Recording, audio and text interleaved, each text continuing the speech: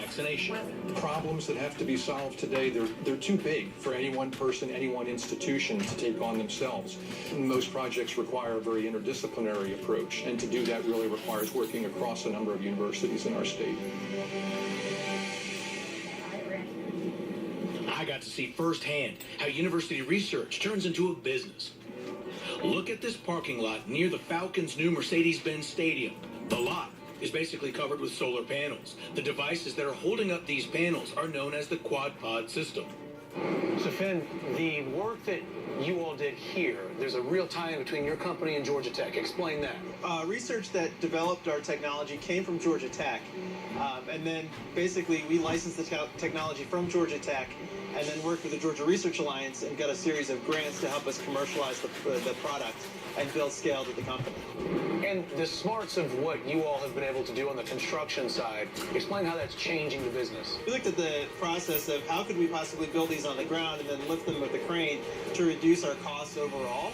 And so that actually drove the technology that was developed at Georgia Tech, was basically to enhance the entire process. And you can do it faster, cheaper. The overall system cost comes down. We can do it in about a third of the time of a typical system. We use about half of the labor of a typical system.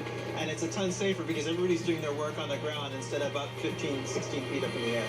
So, in essence, this acre farm is furnishing 30% of the power that the stadium might use, give or take. Are we looking at the future? Will American cities and global cities be going to this more and more? Yeah, I think so. It actually makes sense in a lot of places now. In 39 to 50 states, you can produce solar power for the same or less than you can from the utility. Would all of this be here without the Georgia Research Alliance? No, definitely not. Georgia Research Alliance kind of picks up where Georgia Tech's work ends. The Georgia Research Alliance found some value in what we were doing and talked to their board, and their board actually made our initial investment of outside capital for the company to help us accelerate and grow, which is why we can produce here in Atlanta, then stay based in Atlanta. Georgia Game Changers, inspiring people, improving our community. This Georgia professor works at one of the